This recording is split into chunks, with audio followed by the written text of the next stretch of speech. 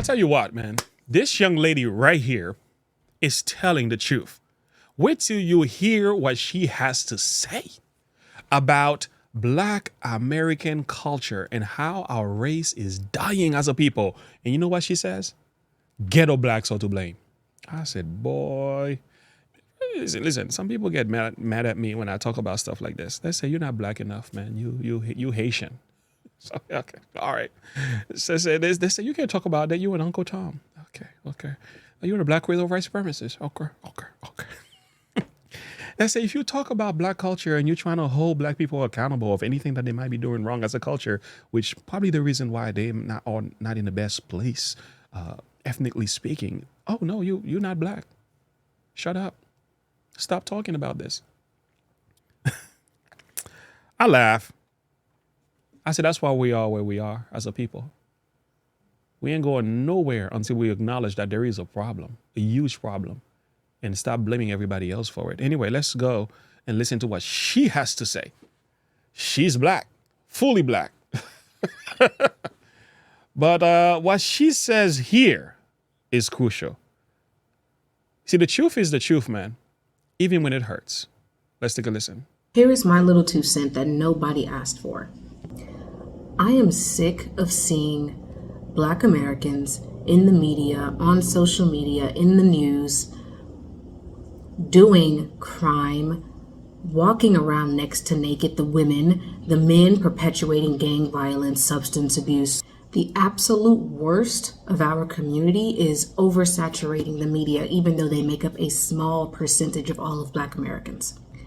The decay of our morality within Black communities has been slowly declining over the past 20 years. And no one is talking about it. No one is saying anything about it or trying to address it. And if you do, no one is talking about it. No one is saying anything about it or trying to address it. And if you do, you are often told that you're policing Black bodies. If you say Black women, stop getting on the internet and in the media, twerking, walking around with little clothes on. People tell you that you're policing bodies, policing Black bodies, or it's respectability politics. Yeah, that's a very common theme. Listen, some of the worst comments I get on my YouTube channel as a Christian, Black, conservative, boy, is from Black people and white liberals. I'm so serious. I tell you what, man, Thomas Sowell was correct when he wrote the book Black Rednecks and White Liberals. It exposes everything. It's the culture that we've inherited as a people. Where did it come from? White Southerners trace this stuff down to our culture, and we've imbibed this thing in hip hop. We drank it like water through the music. That's how we drank it. That's how it happened. And now everything else that happened with the Democrats didn't help the situation either. And now our abortion is out of control. The incarceration rate is out of control. The crimes in Black communities is like no other. You have to understand, this is not a good look. Oh, but if you speak about that, oh no, you trying to police Black bodies. You evil. You're a black face of white supremacists. You an Uncle Tom. I'm like, well, Uncle Tom was the good guy. If you read the book, the thing is, a lot more could be said, but this is the problem. We're not going anywhere. So that's why I oftentimes don't speak about stuff like this, because you get so many blackballs. But anyway, let's move on. Let's see what else she has to say. Policing bodies, policing Black bodies, or it's respectability politics. If you are Black and you speak your piece on what we're seeing in the media, if you don't like seeing the low morality that is often portrayed about the Black community in the media, from the trap music to the Black women twerking in music videos and all over social media, the Sukihanas and the Sexy Reds of the world. If you are Black and you take issue with it and you talk about it, you are usually called bourgeois, sedity, uppity, it's respectability politics, you're policing Black bodies and the like. And it's like, no, I'm Black too. And as such, this being my ethnic culture as well, I have a right to have something to say about what I'm seeing going on. Your average Black American is a middle-class, working-class, blue-collar Jane and Joe. The ghetto subculture, Black ghetto subculture that we see often portrayed and over-inundated and oversaturating the media Those Black Americans make up a tiny, tiny percentage of Black Americans as a whole. Yet, I agree. I agree. Like where I live and the people that I live with have a black mother, a black father, a black wife. We have 4 black children. Some of these behaviors, we see them on the screen. Like we don't know. Like it's like, what are you guys doing? Like, like that's not how they behaved. The people that I know, they go to school, they have jobs and careers, they pay bills. They're too busy paying bills. They don't got time to get caught up in all this crazy nonsense. Okay? The ones that are acting up are some young people without fathers, some young people whose parents are not caring and providing. Sometimes it's a single mother. She can only do so much. The ones that are acting up are those whose brain have been brainwashed with the hip hop music, at least the deranged version of hip hop, not the decent stuff. All right. The ungodly, immoral hip hop music, the dark version of hip hop, I call it. The thing is, this is the stuff that is promoted on the screen. And you think all black people are like that. It's like, yo, please stop. That's not really the case. Okay. That's a lot. Most of us are decent people. What we have is a small group that is overly represented online, oftentimes gets all the attention. And you think that's what black people is all about. Huge mistake. Black Americans make up a tiny, tiny percentage of Black Americans as a whole. But somehow they're in the media, overcompensating in the media, oversaturating the media. I know I don't just speak for myself when I say that I'm sick of seeing it, that it's gross, that it is destroying what Black culture actually is. It's co-opting Black culture as a whole and making it seem as though all of Black culture is ghetto subculture. I'm not the only Black American who takes issue with it. Because like I said, majority of Black America is middle class, not in the ghettos, not out here perpetuating gang violence, promiscuity, and everything else. And I don't care if you claim it's respectability politics. I guess so. So be it. Because this is gross. It's getting really gross out here how blatantly disrespectful and low class we're acting on social media and in the media, on the internet, on TV. And you can claim that this is someone else's set of moral standards, but no, it isn't. It isn't. Look at Black America in the 50s, in the 60s. Our moral standards back then drastically different from what we have today. There's a famous there's a video that went viral a couple of years ago where they're showing blacks back then. I'll put a clip on there. It's just their behavior was like well dressed, husband and wives. They're going shopping. The stuff these people were wearing, the way they behave and carried themselves. It was an amazing story, my friend. Like whatever happened to this narrative, I have no idea. I have no idea. And I'll tell you another thing that was also happening on blacks. They were in church. Oh yeah. Black people used to go to church. Majority of black families were involved in some type of church activity. That was crucial, my friends. But after the civil rights movement, right, these ministers, a lot of these ministers, they all joined the club of fighting against the white man in the name of eradicating racism, which I'm fine with. We can fight against it. A lot of them just give up. A lot of the people just give up on God. And I think with the introduction of rap music, a lot of our black sons and our black daughters, they're sitting at the feet of Cardi B, Little Wayne. I mean, these are the disciples. These are the ones that they're listening to. They're not reading their Bible as much. That's also the problem. We have a immoral problem. We have a problem of morality. That's the fact. Or what we're convincing ourselves is a moral standard today. Every racial group on the face of the planet has their own ghetto subculture within their respective racial and ethnic groups. This is the case for everybody, everywhere. White people, Asian people, Mexican people, you name it. The difference is that those racial groups and those ethnic groups do not allow their ghetto subculture to co-opt the entire culture as a whole and to represent the entire culture as a whole. They don't allow it. But black people, we did something different. Everybody else within that respective ethnic group or cultural group or racial group has a right to say how they want to see themselves represented in the media, what they want to see and what they don't want to see, who gets to speak for them and who does not. Yep. Except for when you're a Black American and you have something to say about the way that you see Black Americans being portrayed in the media, and you have a critique for your peers. You can't do it because it's respectability politics if you attempt to do it. Wow.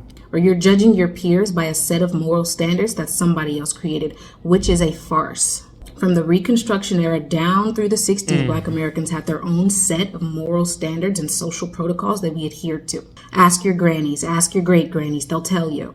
I have had just about enough of seeing Black culture being drugged through the muck by other Black Americans who are perverting it and turning Black culture, something that is beautiful, into something perverse. Yeah. Showing their ass on the internet all the time. The men are constantly That's rapping crazy. and talking about gang violence. Our children are uneducated and stupid. We've created a cultural standard of promiscuity and single motherhood. And when a Black American goes to critique and judge our peers, our fellow Black Americans, and critique the condition of our neighborhoods today, they're shut down. That's respectability politics. You're policing Black Americans. If that's what it is, so be it. So be it. It needs to be said. And in order for us to attempt to escape accountability or responsibility on our own part, we claim that the conditions that we see in Black communities is being caused by somebody else. It's not our own fault. It's white people and it's structural racism or something or another. It's everybody. You can't fix any problem with this kind of mindset. Like, even if they were guilty of inserting certain ideologies into our communities as Black people, even if they were, let's just say whites did it. Let's just say the Jews did it. You can blame anybody you want to blame, right?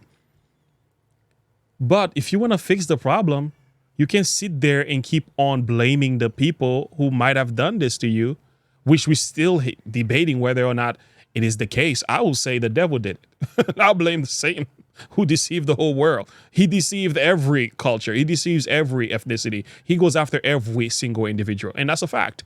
Right. So what we've done, we've embraced these ideologies, these immoralities, these subculture, inhumane behaviors, ungodly practices, and then we get mad at everybody else who calls it out. And if the person happens to be Black, oh, they're not Black enough to speak about this. If they say something about this, oh, you a Christian, oh, you a conservative. Conservatives, like, the Conservative Party was made for Black people, right? The party of the people. Anyway, you can't say nothing. But if you keep having this attitude, how is the culture? How are we gonna be any different? You're not gonna be any different with this mindset. We're done. We're not going anywhere. And it's been said the birth rate in Black communities are actually lowering every year, and also our abortion rate is going up. So we are a dying race. We are a dying race. The family structure is not good. The home is dysfunctioned. Black families are not getting married. They're having some children, single mothers, single fathers, scattered. And I can tell you some stories. I live around a lot of them. Nice people, good people. Some of them are trying to do the best they can, holding a job. But I see these mothers. I see their pain. I see their sorrows. I feel sorry. You see, the truth is God is not calling us to behave this way. But if you don't accept the truth, though, how are you ever going to be freed? Everybody else's fault except for our own. Give me a break. It's pitiful. It's pitiful that we refuse to take accountability for the things that we see going on in our communities. And sure, we can acknowledge that structural racism and the history of slavery in this country and discrimination and Jim Crow and Black codes and all of that has played a part in the conditions and some of the conditions that we see in Black communities. Of course. But we also have to be responsible for the ways in which Black Americans create their own conditions and contribute to the degenerative effects that we see going on in our communities. She's right. Black Americans who don't want to hear that immediately run to innocence. They rush to innocence. They claim that it's respectability politics to call out these issues in our community. They claim that it's policing Black bodies to call out the low morality and the moral decay in our community. Crazy. Call it whatever you want. You're not going to get me to shut up about it. I'm Black. This is my culture too. I have a right to talk about and critique what is happening in my culture and have something to say about it. That's all. I agree. She's right. I can't argue against that. It's a fact. We have problems in this community. That's all. To say that doesn't mean you hate Black people. To say that doesn't mean you're a coon. You're an Uncle Tom. You're uppity Black. A Black fist of white supremacists. No, whitewashing. What are you talking about? You see, in order for God to help any group of people or an individual, so he will send his prophets to go and minister the word to the people. And the reason the prophets were sent was to give a straight message. And I'm spiritualizing this thing for a purpose. And when the prophet was sent, enough in time, what you see throughout the Bible, the message was not accepted. Whenever the message is not accepted, there is no hope. There is nothing God could do. There is no way they can bring about changes. A lot of the pushbacks against many black people, when you point out the issues that are in their communities, point out the degeneracy, point out the ungodly music, point out the reason why many of our young men are dying, point out the abortion rate and how few blacks are having children and why we have so many single mothers, point out the low marriage rate we have, point out the poverty, point out the drugs infest these communities. When you point that out and you explain part of these problems or a moral problem, bad decisions, and things that we are doing wrong as a culture, we promoting the evil and we turn our back against that which is good. If you point that out, they call you all kind of names. But if you keep doing that, you will never be free. It's just the way it is. Jesus says, you shall know the truth in John chapter 8:32, and the truth shall make you free. John 17:17 says, the word of God is truth. You see, the truth is significant. Without the truth, there is no way out. We need the truth, my dear friends. So when you know the truth about your condition, about your community, about our culture, then we can actually look for the solution. We can address the problem and find the proper solution that works best to address the problem.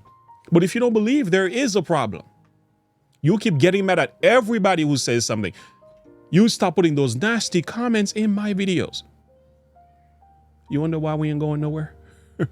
Me and my family, we packed our bag. We say, okay, y'all ain't listening. We're going to work on the outskirt. We packed our bag and we go somewhere else. We live where not just black people, there's Spanish in our communities, there are whites in our communities, there's all kind of people in our communities, and we don't care about their skin color. All we care about is these people are trying to make a living. They want to live a decent life. Okay, we can go to sleep with our doors unlocked, with our cars unlocked. We're not worrying so much about any of that. Why? Because we live in an area where that's not even a thought. But where we used to live before, I mean, I just leave the car and go to the gas station. Some brother with the same skin color took all my stuff, took my gym bag, my GPS. I'm like, what are you doing, man? What are you doing? And then you're gonna blame the white person, right? You're gonna blame the white. Not white people did that to me. No white person has done that to me. Some of the worst stuff that's happened to me has been done by the hands of another black man with the same skin color that I possess. But if you speak about that, oh, you're all right for the white supremacists. Like, oh, please give me a break. We need the Lord and we need help. And we need to acknowledge that there is a problem. And that's what this young lady is trying to cry out. And listen, man, she is not. And over inundated. She is not lying. She is not lying. And again, it's a small amount of people that are doing the most damages. I hope we learn from our mistakes. But hey, who am I talking to? Who am I talking to? We need prayer. We need help. We need the Lord as a people. Anyway, friends, share your thought and perspective with me. I want to hear from you. Like and subscribe to the page. Click the bell icon for more. I'll leave a link to her channel in the description of this video. Go show her some love. This needs to be viewed by every single black person. And also some white people as well. I'm just playing. Anyway, till next time, have a good one. Bye.